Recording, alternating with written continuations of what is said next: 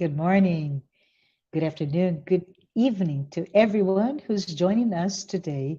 And I want to say thank you. Thank you for joining the Spiritist Talk series promoted by the United States Spiritist Federation every Saturday morning at 11 a.m. Eastern Time. I am very, very happy to be here to host this talk by João KORNGOLD, who will be leading our live with a very, very important theme, hopes and consolations. And if I may, I know our operation team put it ahead of schedule, but if you put, I would like to make a brief, brief moment to announce the current initiative by the United States Spirits Federation. It is the podcast-like series, Psychology and Spirituality, A Bridge to a Better Life, based on the works by Joanna DeAngelis. This program started just a couple of months ago and offers weekly episodes live at 7 p.m. Eastern on Fridays. The Psychology and Spirituality weekly talks are based on the works by Joanna DeAngelis, as the title says, and it offers a safe space so that we can confront, compare, correlate, and expand on spirituality concepts from a psychological lens and also bringing insights, actionable tips, and real world advice to help you and I lead a better life. So, if you are interested, please subscribe to receive notification of new episodes at the USSF YouTube channel. And if you can show the QR code, there is this QR code that is on the screen now, and if you want to help the USSF produce more publications and promote Spiritism to everyone, please do take a moment to scan the code on screen for your donation. Now back to João. João, it's so good to have you with me today. And together with everyone who's watching this live broadcast, I want to give you a warm welcome. And it is really important to me specifically, but I think it's very important for all of us, this topic, hopes and consolations, because there's so much going on, right, João? This yesterday, today, this month, there's lots and lots of celebratory dates, and I just wanted to let you know that João will talk about them in the next few minutes. But I wanted to say, um, João, for those who do not know him, is one of the founders and directors of the Spiritist Group of New York, SGNY, and the Spiritist Alliance for Books. João began studying Spiritism more than 25 years ago, and he has been one of the directors of the mediumship meetings at SGNY for the past 20 years. He's also responsible for study groups, and he especially likes to focus on those that studied the basic books by Spiritism, including the series of talks by André Luiz. He also is present in many other platforms, giving talks on Spiritism in Portuguese and in English. He is professionally an engineer, and he works as a banker. I want to say to everyone, please take this opportunity to send your questions during this presentation by using the chat window. João has reserved time at the end to address your comments and questions once he concludes his presentation. João, thank you so much for being here, and I'll talk to you at the end of your talk later on. Thank you. Thank you, Marcia. Thank you all for being here. Today is a very important day, not because it's April's Fool Day. That's not the main reason. Today, April 1st, 155 years ago, April 1st, 1858, Allan Kardec opened the first Spiritist group ever, the Parisian Society for Spiritist Studies. So also March 31st, 1869, Kardec returned to the spiritual world. That was yesterday, 153 years, right? 54 years. But the month of April, on April 18th, we have the launching of the Spirit's book, the release of the first edition of the Spirit's book on April 18, 1857. So because of all that, we decided to focus on the last part of the Spirit's book. As you may know, the Spirit's book is divided in 4 parts. The third, from the 3rd edition on. The first edition had 501 questions divided in 3 parts: the Spiritist doctrine, the moral laws, and hopes and consolations. So you can see that hopes and consolations was already present, and it was very important since the first edition of the Spirit's book. But the 3rd edition and the final version of the Spirit's book, that has 4 parts, starts with God and the creation, the scientific aspect of Spiritism that it's further developed by Kardec in the book Genesis. He talks about God in the beginning of the Spirit's book, and then he goes most of the Spirit's book on other subjects, and he goes back to God in Genesis. The second part of the Spirit's book, which is the incarnations and discarnations and the relationships between the physical world and the spiritual world, the journeys that the spirits make from here to there, and how does it work, is also complemented on the book, the Medium's Book, which is the second book of the codification.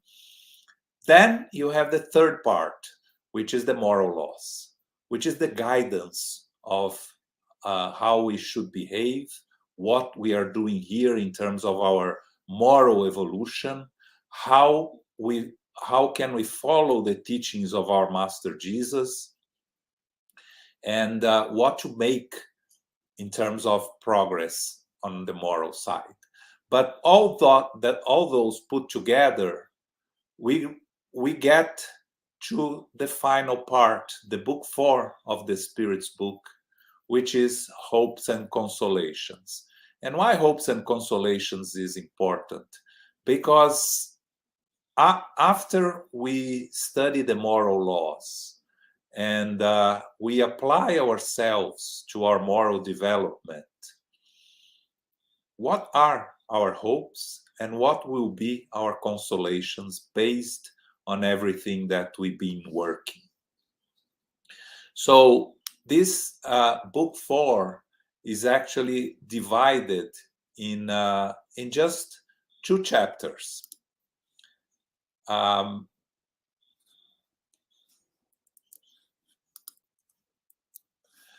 Earthly joys and sorrows. It's the first chapter. What is earthly joys and sorrows? What happens to us when we are here, incarnated, when we are in our incarnation? And it's very interesting that if you look at the topics that Kardec covers, there are 6 topics, and all of them are unhappy propositions. You know, relative happiness and unhappiness, loss of loved ones, disappointment, shattered affections, antipathetic relationships, fear of death, distaste for life, suicide. So where are the joys there? We see a lot of sorrows, right? But if we go one by one and we look at them, analyze them individually, when we talk about relative happiness and unhappiness, we know we live in an imperfect world. Earth is a world of trials and atonements, or trials and expiations. So here, what we can achieve is relative happiness, because true happiness is reserved for more evolved worlds, happy worlds, and the worlds where perfect spirits, perfected spirits live. So what does the Spirits tells us in relation to relative happiness or unhappiness? The earth happiness is relative to each person's position. So regarding material life, the life that we live in the physical world, it is the possession of what is necessary for survival. What does that mean? For each one of us, the necessities of our physical lives are different. But the happiness, the relative happiness, is acquired when we are in peace with our position, with our possessions, so that we can dedicate ourselves to help and assist others. Because when we are struggling for our own survival, for lack of health, lack of resources, difficult situations, it's very difficult to find the strength or the time to be of assistance to others. And Spiritism tells us that without charity, there is no salvation. The first charity is to ourselves, to make sure that we are in good conditions to be of assistance to others. And by acquiring whatever is necessary, and again, the necessary is different from each one of us according to our evolutionary path. Because I may be satisfied with less necessities than my neighbor, but more necessities than someone that lives in a more difficult environment. You can be happy with less possessions if you don't feel the necessity of them in your lives. So, for us here, most of us nowadays cannot live without a cell phone, because it's used, besides all the futile things we use our cell phones, we use for work, we use for communicating with our loved ones. But for people that never had a cell phone or live in places where there is no reception, that's not relevant to their relative happiness. So you understand that what the spirits, Kardec and the spirits were trying to tell us here, is that it's all relative in terms of the happiness in the physical world. But it is a relative happiness. It's not going to be perfect happiness. But regarding moral life, what can we have here is, as the spirits tells us, that is the possession of a good conscience and belief in the future. So if we are in peace with our conscience, and we have belief in the future, believe in God, believe in survival of the soul, understanding that this is only all temporary, we can achieve the relative happiness that is important for us in this stage of our lives. Then Kardec and the spirits talks about the loss of loved ones. And mainly they address the ones that have departed. How do we behave on our relationship with those that have departed? And the spirits tells us that it's very important for us to have a healthy grieving, in the sense that a spirit that goes back to the spiritual world is touched by the memory and longings of those it has left behind and loved on earth. But if they feel the inconsolable sorrow of the survivors, it really can affect them. It can cause them discomfort, unhappiness, difficulties. So Kardec and the spirits tells us how do we deal with the loss of loved ones? By respecting their memory, appreciating the time we had together, understanding the need for them to move on, and understanding that the separation is temporary. We are going to be reunited. The loved ones, true love, it's never lost. So whoever we are connected in true love will always be close to us, even if we are temporarily separated. So the idea is for us to try hard to overcome the difficulty of the separation, to preserve a healthy and happy memory of the times we spent together, the hope that we will soon be reunited, because one incarnation is very short, and our true loved ones will be waiting for us on the other side if they are in good conditions to do that. So that's why when Kardec and the spirits talk about the loss of loved ones, they reinforce the idea that we should try very hard to move on with our lives with a good remembrance and with the respect for those that left us. The next item, the spirits and Kardec talk about disappointments and shattered affections. You know, the spirits reinforce the notion that nature has given human beings the need to be loved and to love and to be loved. Why is that? Because if our evolution is individual in terms of a moral and intellectual progress, it can only be made by ourselves. We only evolve living in society, surrounded by those we love and those that we have difficulties, because in learning to overcome the difficulties and learning to be united in a positive way with those that we love is the best way for us to keep evolving and progressing. And the Spirit tells us that one of the greatest joys given to us on earth is to be reunited with like-minded hearts.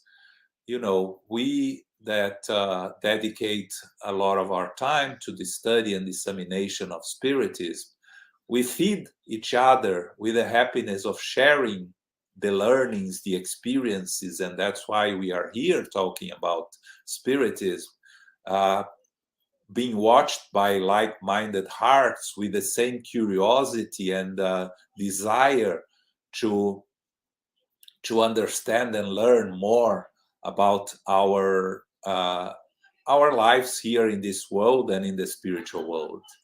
And the spirits tells us that this sympathy gives the spirits, the incarnated spirits, a taste of the happiness that awaits them in the world of perfect spirits, where love and kindness reign. And this type of happiness, the selfish ones cannot understand. So when we talk about the disappointment and shattered affections, it relates to those that we have difficulties. And we all know that amongst our loved ones, or the ones that live around us, we all have the difficulties with one or another member of our family. And what Spiritism tells us is for us to work on those relationships as much as possible, as much as we can, because in overcoming the difficulties is how we are going to avoid having to come back to a new reincarnation and have to face again the same difficulties and the same troubles with those that we have problems in our daily lives. Of course, we are not going to be able to solve all the problems because we are still imperfect spirits, and we have the capabilities of solve some of our difficulties, but not all of them. We still have a lot of selfishness and pride in ourselves that prevents us to be fully devoted to overcome our challenges. And so that enters into the antipathetic relationships also that are surround us. And that the spirits remind us that what it's important to remember that is the spirit that loves. The true love is between spirits and not between the physical bodies. And that when the illusion of the physical attraction dissipates, we, the spirit, we see the reality. And unfortunately, these two kinds of affections, that of the body of the soul, they are often mistaken for one another. And because the affection of the soul, when it's pure and sympathetic, lasts forever. And the affection of the body, the bodily affection, this is just ephemeral and is going to disappear. So again, it's the recipe that the spirits are giving us in terms of how to deal with the situations we face in our physical lives, and how to have the relationships with those around us. Then the Kardec and the spirits talk on the fear of death. And the spirits tells us that death should not cause fear in virtuous persons, because when we have faith and we have the certainty of a future life, we know that death is just the transition, the change of status of having a physical body to not having a physical body. And if we are really leading a good life and we have hope, we know that we can expect a better life than the present one, because we are always evolving. And if we guided our actions through charity, we are not going to face anyone that we are going to dread in the spiritual world. So most of those that have an understanding of our spiritual nature, of the eternal life of spirits, they actually fear the moment of death more than death itself. I always joke that when I think about my own end of this physical journey, the Americans talk a lot about the bucket list, right? The list of things that you want to do before you die. I normally say that I have a bucket list for after I go back to the spiritual world, because there are so many things I'm curious about the spiritual world that I want to learn when I go back to the spiritual world. So my bucket list is on the other side. But of course, we, at the same time that we shouldn't fear death, we shouldn't want death to be close to us, because we cannot waste the opportunity of this reincarnation to work on everything possible to continue growing morally and intellectually, to learning more, to connect to more like-minded spirits, to expand our opportunities here on earth, so we can go back to the spiritual world with as much as possible with a clear conscience and with the desire to continue our journey. And they end this chapter talking about suicide. And And the Spirit tells us that the main reasons for suicide are idleness, lack of conviction, and often satiety, meaning lack of understanding of our spiritual nature, lack of hope in the future of the physical life, and the importance that we should all focus on our mental health by living a positive life, by working on our mental health and with those around us. We should avoid any inferior thoughts, any inclinations for suicide. But that has to be by what we know in Spiritism, the consequences of suicide and the dangers for all those spirits that resort to this unfortunate decision, to prepare and help and assist to avoid as much as possible incarnated spirits to commit that act.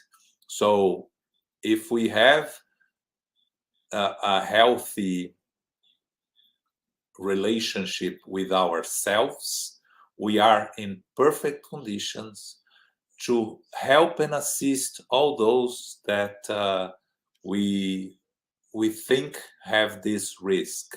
Directing them to the proper channels, very important, right? We are not professionals to deal with those that are trying to commit suicide, but directing and trying to save them with our knowledge and with our understanding, it's a very important role that we Spiritists have to play. So this is the part that Kardec talks about earthly joys and sorrows. A longer chapter talks about future joys and sorrows. So it has 9 items and it starts with nothingness, future life. And the Spirit tells us that because of our long journey through many incarnations, we have in our minds or in our spirit the knowledge that we are eternal spirits. We have the basic concept before reincarnation, and the spirit retains a vague memory of what it knew in its spirit state. So if we look at history of humankind, human beings have always been concerned about life after death. And it's natural, because as we look at ourselves and from the beginning of our evolution, and we see our loved ones or our enemies or those that are next to us dying and going back to and living, or the physical body dying, we are questioning what happens after. This curiosity is something that has been with us forever, since the beginning. And we can see, again, Spiritism asks us to be rational, right? And when we talk about being rational, and we look at history of humankind, if this is something that has always concerned human beings, it means that there is something there, right? Otherwise, it would be maybe part of it, a minority, but not the vast majority of humankind throughout existence.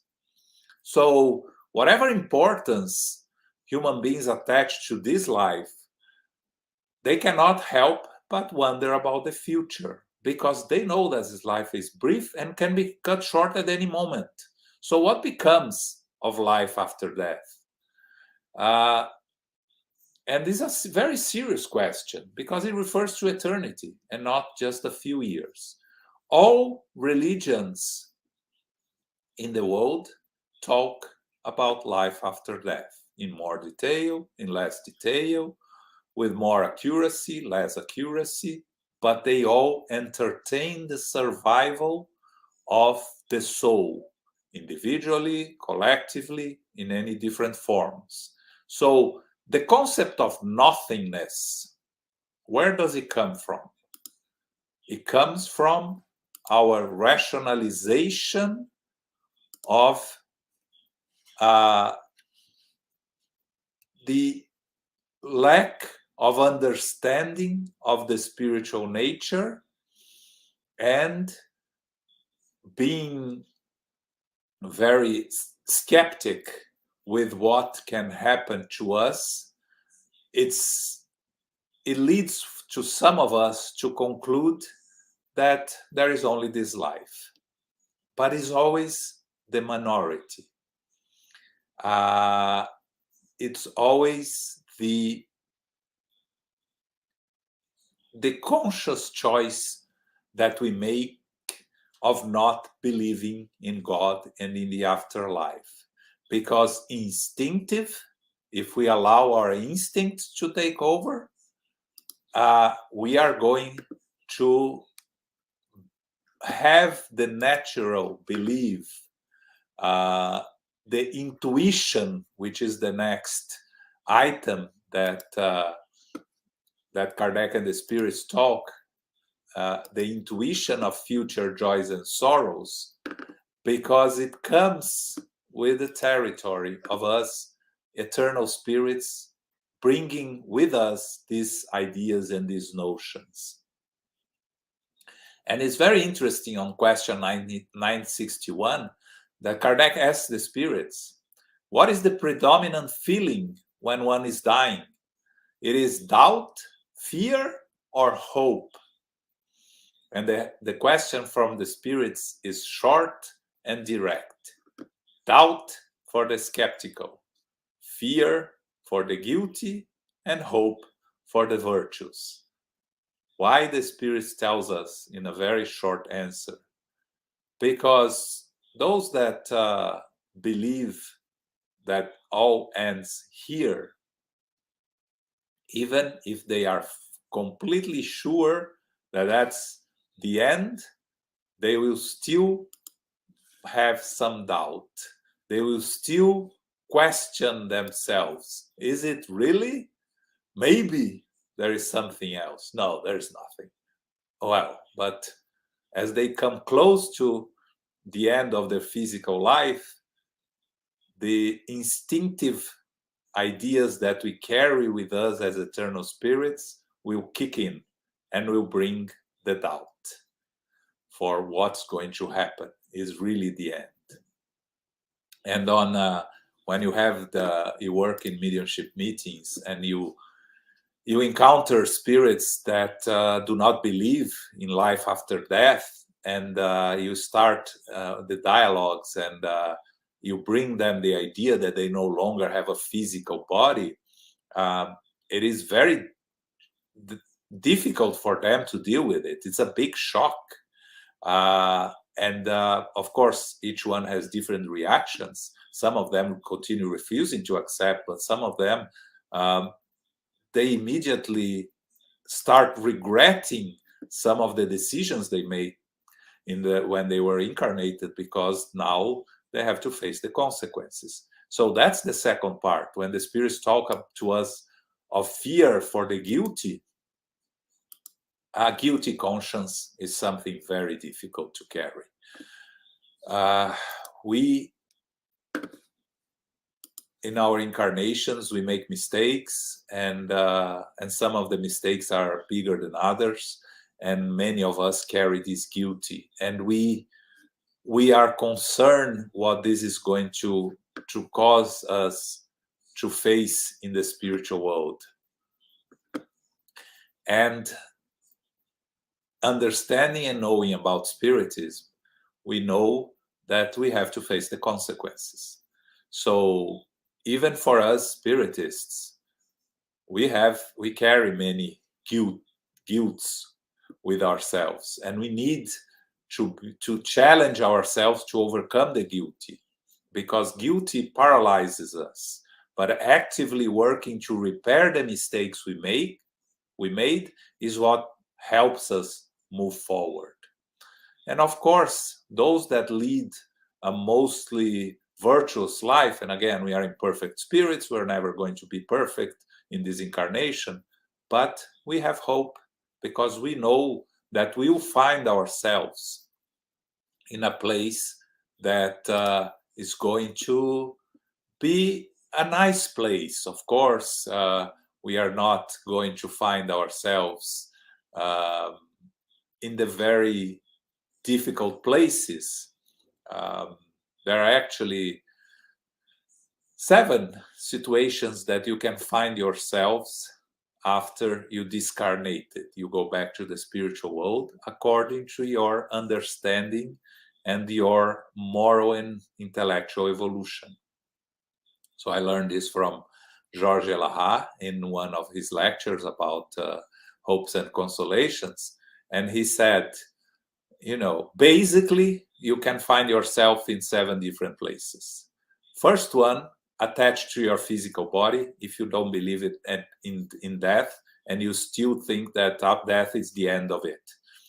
Then, if you have this firm belief, you are going to spend some time attached to your physical body, not attached in the sense that connected, because the disconnection happens in up to 72 hours, like we learned from Emmanuel. But you'll be attached to your physical body through your mind. Second, you could be around the place that you lived and those that you were connected because of the fear of life in the spiritual world, that you don't understand the unknown of everything that is happening to you. Many spirits stay around the places that they feel comfortable with. That's how you have the haunted houses or the spiritual spirits that stay around in our streets, in our houses. Those are the spirits that are afraid of moving on. Then you have the spirits that go or are taken to the very deep lower zones, like the ones that we learn the description with Gregorio in the book Liberation by André Luiz. That's a very difficult place that many spirits that dedicated their lives to causing harm to others, that still work only for themselves and to cause evil to others, have a good chance to finding themselves there.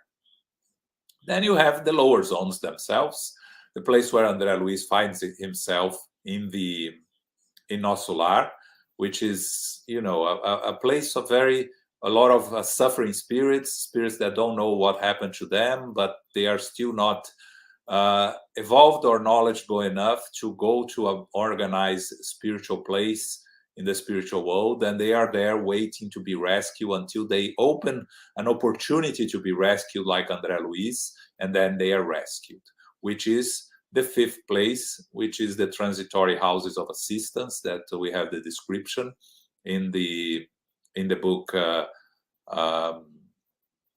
Workers of Life Eternal. And these transitory houses of assistance are hospital type of places that are located in the lower zones, that are the first aid to these spirits that are rescued in difficult situations in the lower zones. Then you have the spiritual colonies like Nosso Lar, which is the first step of organized places, colonies in the spiritual world, where, you know, I believe most of us spiritists are always hoping that we are going to end up in a Nosso Lar type of colony. And it's very likely, because with the knowledge and our efforts in practicing good as much as we can according to our limitations, we are going to find ourselves in places similar to Nosso Lar.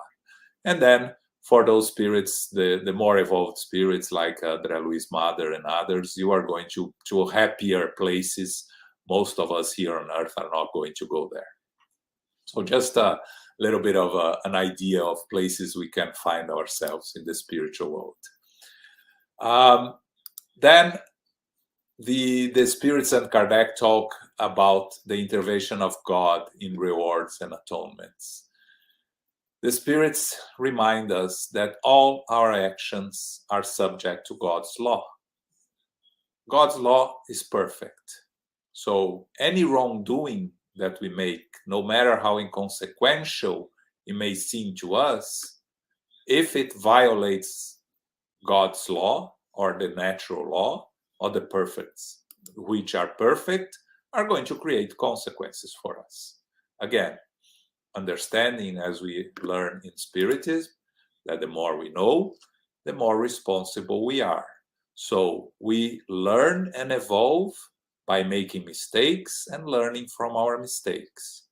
So when we make a mistake for lack of knowledge, there are no serious consequences. When we are repeating those mistakes because we are insisting in choosing the wrong path, is when we start to create what it's called karmas, but we call consequences for our actions. So the intervention of God is not, we in Spiritism, we don't believe in a God that is punishing or interfering. No, we believe in a perfect creator that created the perfect laws, and the perfect laws are there to be followed, and every deviation from the perfect laws creates consequences. It's not punishment from God, it's punishment from our own conscience. And what's the nature of these future joys and sorrows? What does the happiness of good spirits consist of? And the spirits tells us that in knowing all things, in feeling neither hatred, jealousy, envy, ambition, or any of the passions that makes us human beings feel miserable, that mutual love is the source of supreme happiness, that they have no anxieties that material life brings to us. They are happy in the good they do, because the happiness of the spirits is always proportionate to their degree of elevation. So only perfectly pure spirits enjoy the highest happiness.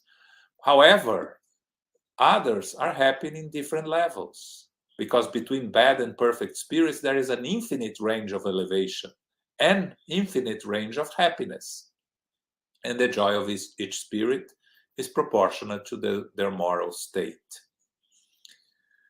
The belief in Spiritism, the study of Spiritism, helps our self-improvement. This is Kardec telling us, because it clears up our ideas about the future, that it helps the progress and advancement in individuals and the masses, because it helps us understand what the future will be, and is a source of support. So Spiritism teaches us to bear our trials and patience with patience and resignation, to turn us away from the actions that could delay our future happiness. And it contributes to reaching our happiness. But Spiritism never says that without Spiritism there is no salvation. Spiritism tells us without charity there is no salvation. So it does not imply that we may not reach the same happiness without it. We can, and we can achieve happiness and evolution in any moral teaching and elevation that we choose. It doesn't need to be Spiritism, but Spiritism for sure gives us the tools to help us progress and move forward, understanding our needs and necessities. Then he talks about temporary atonements and atonement and repentance, the expiation, what happens in the physical world. And in question 998, Kardec asks the spirits, does atonement happen in the physical state or in the spirit state? And the spirits answer that it happens during the physical state through the trials in which the spirit is subjected. But in the spirit state is accomplished through moral suffering corresponding to the spirit's inferiority. So the repentance accelerates the rehabilitation, but it does not absolve it. We have endless opportunities to repair our mistakes, to correct everything that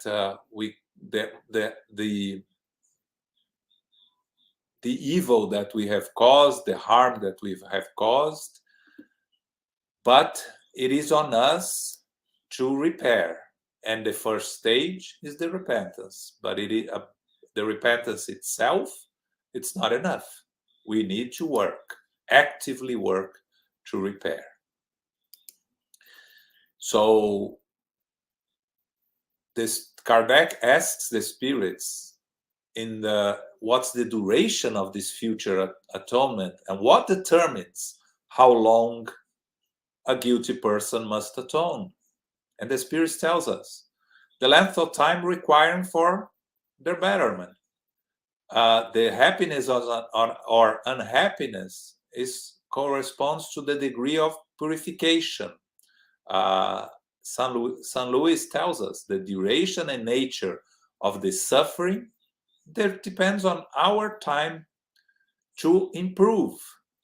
Because as we progress, we refine our views, our torment diminishes, and this changes ourselves. So the atonement doesn't last forever.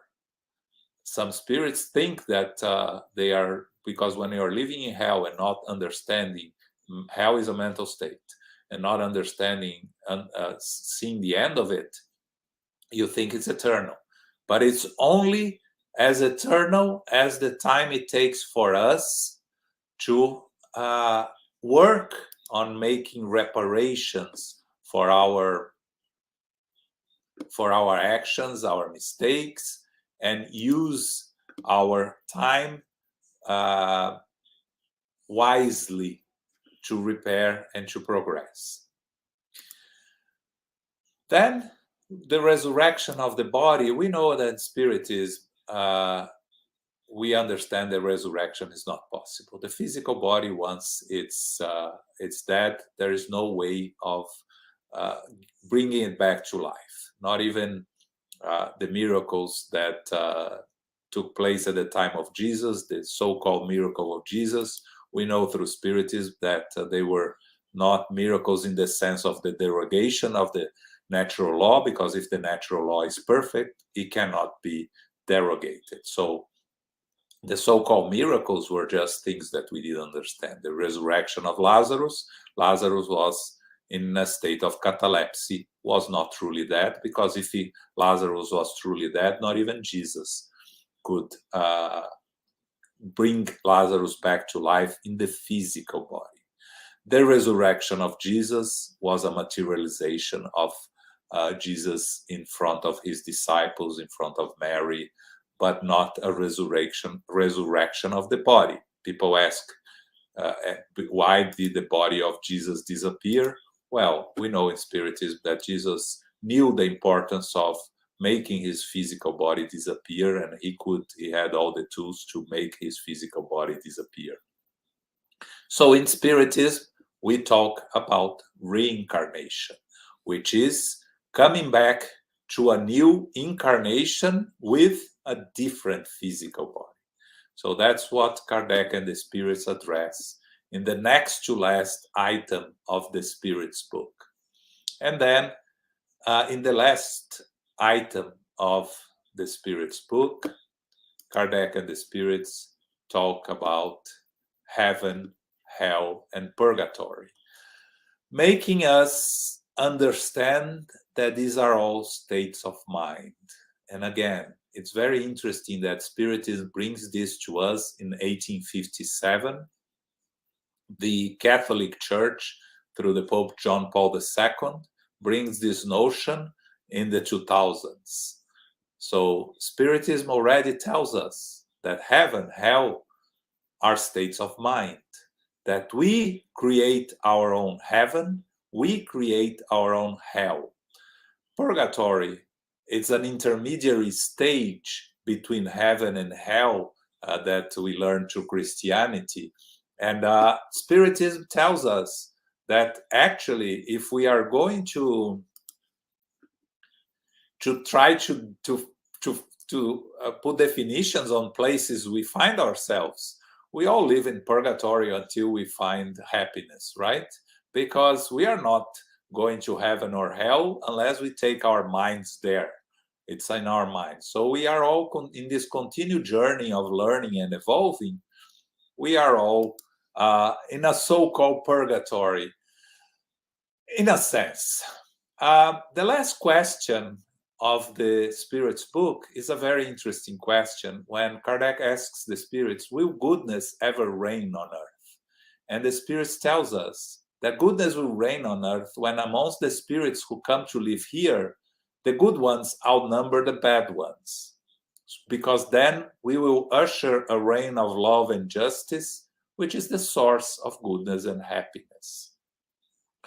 And through moral progress and adhering to God's law, humanity will attract good spirits to earth and will keep the bad ones away.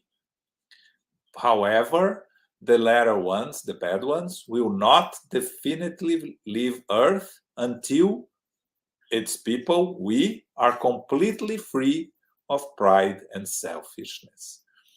That's the end, the last question of the Spirits book. And to finish our talk, we brought here a passage from the Gospel according to Spiritism, chapter 9, item 7, which is called Patience. This message was brought, it's signed by a spirit friend in Havre, 1862. Divaldo mentioned last week again that this spirit friend is Joana de Angelis.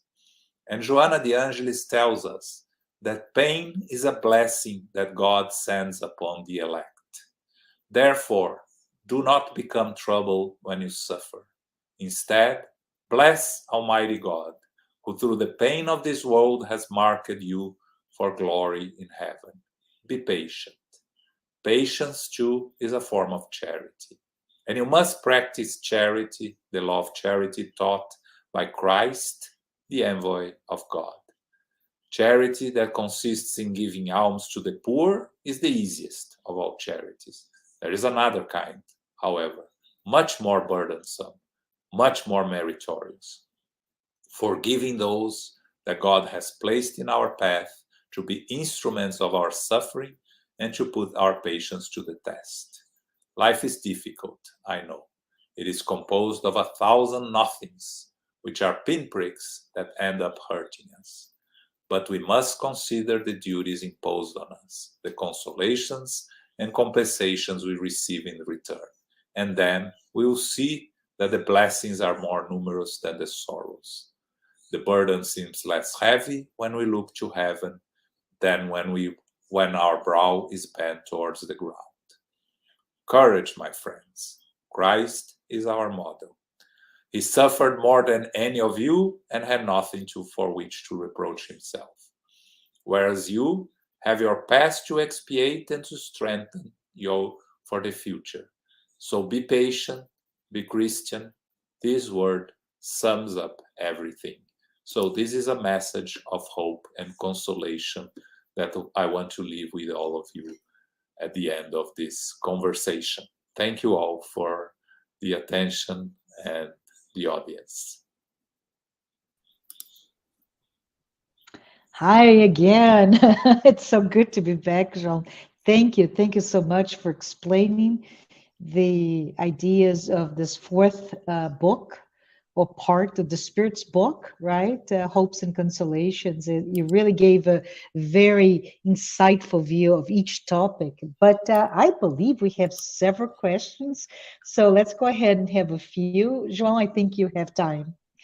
So Luis, hi, Luis Vilaca, he said the following: is there a risk that will become ovoid spirits after discarnation? So I think, Luis, for those who do not know that, I would like for perhaps João to explain first what is ovoid, and then if there is a risk. Go ahead, João. So ovoid is a state of the spirit in the spiritual world where they lose their perispiritual form and they assume the form of an ovoid. And why this happens? This happens because of when the spirit has a mono idea, cannot think about anything else but one idea, normally of vengeance, of revenge, of causing harm to others. And because they eliminate everything else from their minds, they start losing their spiritual form and they become an ovoid. And by becoming an ovoid, they are used by spirits that want to cause harm to others to do the work. You can read a lot about it in the book Liberation, when we just finished this study in our group, and they use ovoids and they talk a lot about ovoids. Now, what's our risk? Well, we all have the risk, right? We shouldn't. Our knowledge should prevent us from becoming ovoids. But if we end up doing something in our life, or something happens to us, that we become so obsessed with revenge, with the idea, with this that happened to us, we may have the risk of becoming ovoid. But I believe sincerely that is a very small risk. With the knowledge that we have on Spiritism, for us to get caught in a mono idea, it's very difficult and very unlikely. So, Luis, thank you for being here with us. I know you are on the beach. Enjoy it. But yes, there is an unlikely risk, but there is a risk. It's not impossible. And if I may, Luis and João and everyone out there, I think it's important for us to perhaps think in terms of the root cause, right? So the root cause is that obsessive, fixed ideation on a point. It could be anything, most likely that idea, I've been harmed and I want to cause harm to the person who did that, right, João? So if there is a root cause, there is also a response, a countermeasure to that, which is, let's look at ourselves. Are we contemplating something? Is this something that's fixating us in one point, one question that we cannot move on, right? So I think it's a very good question. Thank you. Thank you, Luis, and thank you, João. So we have another question here. So during today's talk, which celebrates many milestones, such as the creation of the Parisian Society for Spiritist Studies, can you tell us the importance of this milestone? The creation of the first organized place for studies and dissemination of Spiritism is very important, because it creates the guidelines for all of us that follow, right? Every society or Spiritist group, society study group that was created and organized after that first one, in some way or form, is based on the original one, right? Kardec showed us the path, showed us the road that we should travel. And you have the rules and regulations by the end of the Medium's book, which is the guidelines for us to follow if we want to start a Spiritist group, a Spiritist center, a study. And they are all based on his experience by forming the first ever Spiritist group of studies. So why is this important? And again, at this time that we talk a lot about the importance of virtual meetings, and a lot of groups and people are focusing on virtual meetings, why the importance of presential meetings?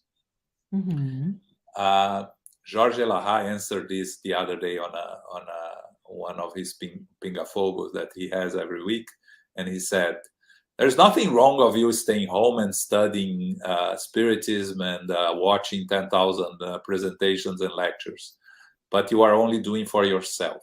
If you want to help others, and if you want to share your knowledge and share the work and practice the word of charity, you need to go to a Spiritist center and work there and share with others the experiences.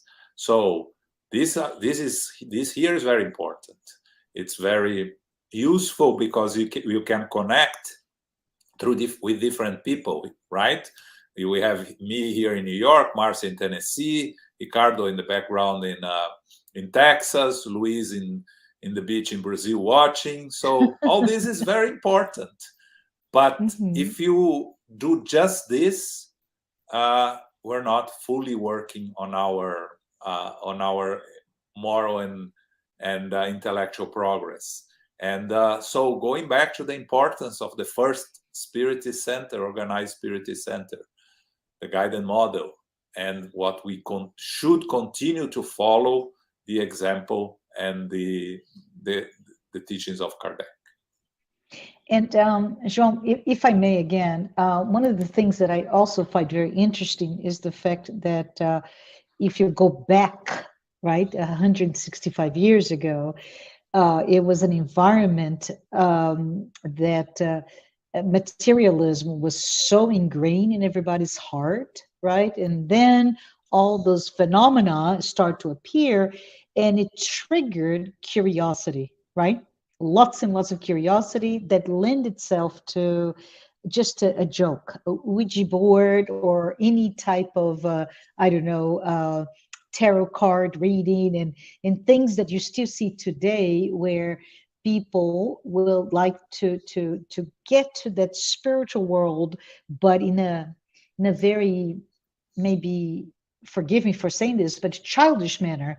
And I believe with the birth or this milestone of the Parisian Society, it really started to put the fact that Kardec and all of us who are following his footsteps, right, are dedicated, serious, and there is this deep-seated desire to self-enlightenment, as well as contribute and help those around us. So I think this is also very interesting for us. And I say this because, as you know, as I moved to Tennessee, and there was no such a thing in Tennessee, we found it, and there's this need for why are we doing this? Why can't you just leverage what everybody else is doing? But there's a need, and I would say in my colloquial language, right?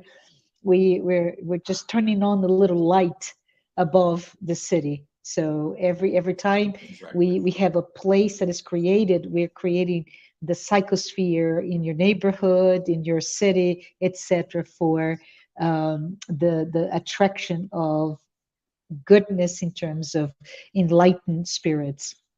I hope I helped. Yes, absolutely. No, it's important because your own experience there, moving there to a place that there was nothing in Spiritism, and yes, opening something, that's very important. We have to spread and bring these little points of light. And of course, you went there to Tennessee exactly because of that, not by chance. There was a place that was needed. So there you go.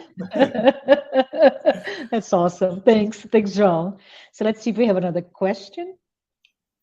And Luis again, we Spiritist workers can expect to be workers as well after discarnation. Oh, João, what do you think? We should hope so, right? Because if we spend our lives here, part of our physical lives, dedicating ourselves to work, we can only hope that we will continue to have the will to continue working in the spiritual world. Of course, we will need to learn. André Luiz started by cleaning the hospital there, from a doctor in the physical world to cleaning the hospital in the spiritual world, because of course the reality is different and the knowledge is different. But again, when you first join a Spiritist center, you don't ask to be the main director of the Spiritist center. You ask if you can, serve water after the passes, or if you can open the door for those that are arriving. You start from the very bottom. So if we are willing to continue working for Spiritism, we go back to the spiritual world and we start from the very bottom on wherever we can be helpful and we can be useful, but also with the opportunity of learning, right? I mentioned this Thursday in our studies, the book Voltaire, which is unfortunately not translated into English. I came back from Brother Jacob, Frederico Figner, and I mentioned that he went back to the spiritual world and he struggled a lot in the beginning. So at a certain point, he had to move away from everybody he knew and stay a couple of years studying, preparing himself, illuminating himself, to be able to go back and work. So, the work, we are eternal spirits. So we go back to the spiritual world with the intention and desire to be Spiritist workers there. But maybe we will need to study some time before we can really work, or maybe we should do other things. But definitely, there will be plenty of opportunities. It's just a matter of we willing to work. Yeah, love it. Thank you. Let's see if we have another question. So someone sent the following question. We cannot escape the grief accompanying the loss of a loved one. Is it possible to make this painful process easier? I think, first of all, we should not escape the grief, because if we don't have the grief, it means that the person that departed was not really a loved one, right? If we don't miss it. For us here that moved to different places from where we were raised, we miss our loved ones that we left behind, our friends, our family, and we keep missing them. Of course, we have the opportunity to go back and visit. So when we miss a loved one, first thing, grief, yes, is important. Now, healthy grief, that's the key that Spiritism teaches us. And we can only find that with faith, acceptance, and resignation. Understanding that every time we missed a loved one, but miss in a positive way, with a warm remembrance, they will receive our loved vibrations and they will be happy that we are thinking of them. If we think of them, again, after a certain period of time, it's only natural that, time goes on and the missing becomes less and less present in our lives, but they will always be there. So every time we remember them with love, they will receive a good vibration. If we insist, if we keep on suffering, on struggling, incapable of moving away from the loss, we are causing pain to ourselves and causing pain to them. So at the very least, in a effort to help them move on, we need to come to terms with our loss and become healthier about it. It doesn't mean forgetting about them. It doesn't mean not missing them. It means to think of them in a positive way and understanding that is temporary. We are going to be joined together very soon, sooner than we may think. I love it. Thank you. Thank you for those beautiful words of consolation. It is so hard for all of us, right? When we lose a loved one through death. And even if you think about it, as they leave, geographically speaking, are to be close to us and they move away, it is so hard. But love what you said. Thank you, João. I think we have more time for a few more questions. So we have another one. João, how to explain the belief in a future life to a materialistic person? That's a tough one, I would say. I think Kardec really pushed that one, huh? Yeah, and I think here the first question is, does the person wants to have a healthy, fruitful discussion, or they are completely impervious to any external opinions? Because if we can have a healthy, a good discussion, you know, it's just bringing the spiritist concepts, right? Bringing Correct. logic. Correct. You cannot go to a materialistic person and tell that Jesus said so, because it's not going to make a difference, right? You have to approach a materialistic person with reason, right? So Kardec tells, and the Spirit tells us, that the universe is a consequence. So you start by saying, see, if the universe is a consequence, what is the cause? Right? That's a good point to start. They are going to say the cause is random. But it's very difficult to carry this proposition of randomly things in everything that happens. So by trying to explain randomly creation of the universe and everything, they're going to get stuck somewhere. And that's when you can bring what Spiritism brings to us. But again, this will all only work if the person is open to discussion. Because if the person is caught in their own ideas and have no intention of opening themselves to different possibilities, not to be convinced, because we are not going to convince anyone, but to allow the person a reflection on a different alternatives, right?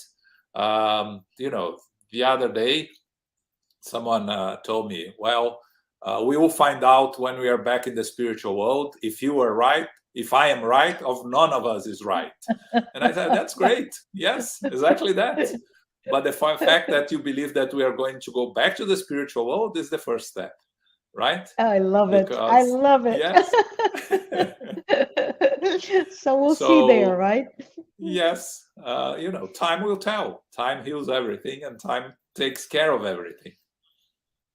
There's also, for those of you who may want to know more about it, or maybe are not a novice to Spiritism and know a lot of people that are very deeply materialistic. I think the book, What is Spiritism, which is quite a thin book by Kardec, is a good one, right, João? Yes. Yes, it's a very good one, because it's easy to read, and because if you throw a spirit's book in someone that has no intention of changing their minds, they're never going to read it.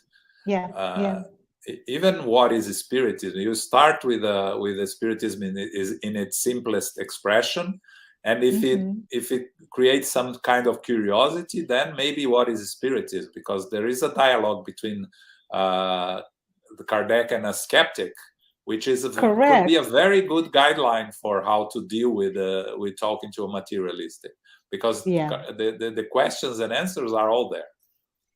I love it. Thank you. Thank you for that. Let me see. We have maybe the last question. So Jesus taught us to love our enemies. Is it really possible? Can we overcome antipathetic feelings that naturally surfaces in us?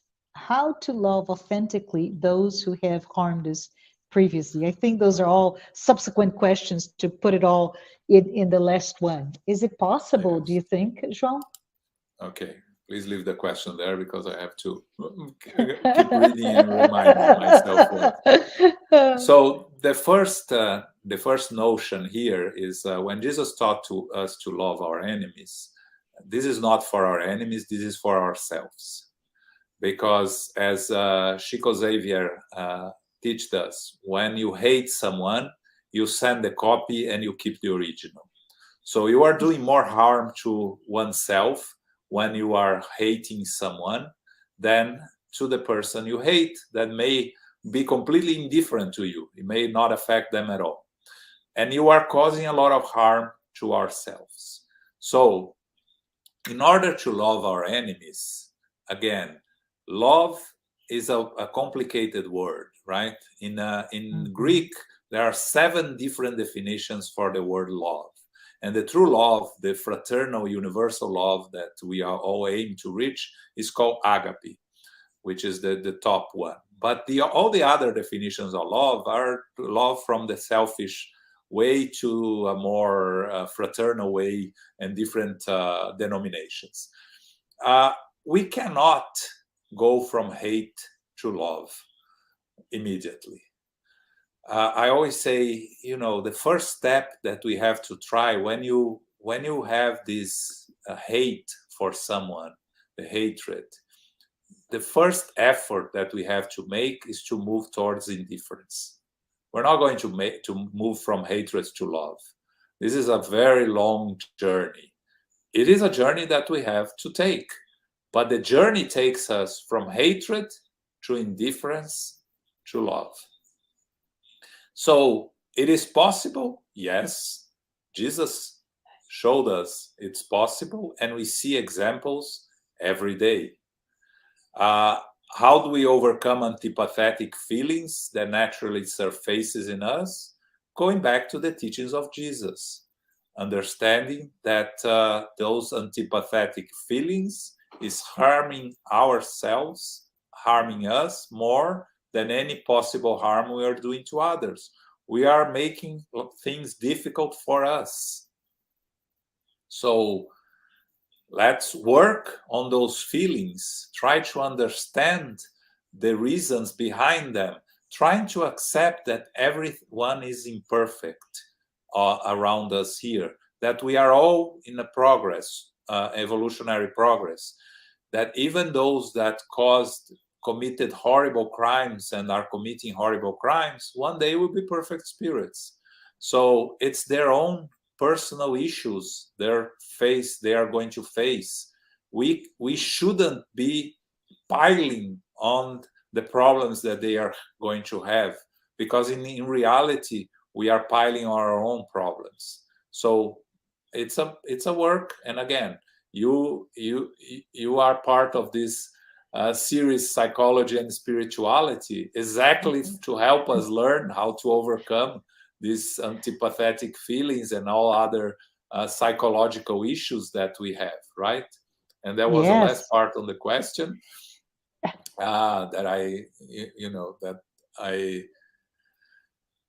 how to love authentically those who have harmed us previously. Maybe only when we become perfected spirits. But again, we need to understand that this love is not the same love we feel for the loved ones at this stage of our evolution. It's the end of antagonistic feelings to antipathetic feelings, and the beginning of the feelings of understanding, of patience, sending good vibrations to them. Even if we have to stay at a distance, sometimes it's better to stay at a distance if we cannot deal with them. But it's a work that takes time, takes effort, and it's not going to be overnight. But it's a work we have to do. There's no other way. Because if we don't overcome these hatred feelings, what's going to happen? We're going to come back with them in our next incarnation or in the other until we solve the problem. If they evolve before us, before we have time to repair, we're going to come back with someone similar to face the same challenges and same difficulties. Absolutely, absolutely. I think you have reached the end of our time together. I want to say thank you, all of you who have sent your questions, your comments. And you, João, for an amazing time here together. I love the topic, by the way, and we could stay here for at least another hour talking, right? There's so much richness in this topic. But I want to say to everyone who's here, and thank you. Thank you also for anyone who may not be here, but who may be following our weekly Spiritist Talk series. Please note, next Saturday, April 7th, we have at 11 a.m., we have Luis Lima discussing the spiritual layers of the planet. This is a must see. Please come and tune in at this time. With that, I would say, João, can you please close our time together with a prayer? Sure, my pleasure. Thank you all for being with us today. We elevate our thoughts. We thank the spiritual benefactors for the opportunity of being reunited today, of learning, of understanding. We ask for the strength and the courage to put in practice on our daily lives all the teachings we have received. We ask for the protection of the spiritual benefactors for the week ahead, for the challenges we are going to face. We thank our Master Jesus for the teachings, for the guidance. In this month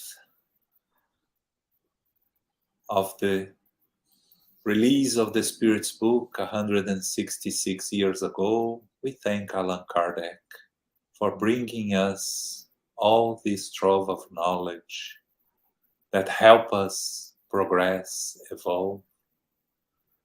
Let us be thankful each day to this opportunity, and we hope we can all be reunited again to continue learning, understanding the teachings of our Master Jesus. And we ask permission to close our meeting.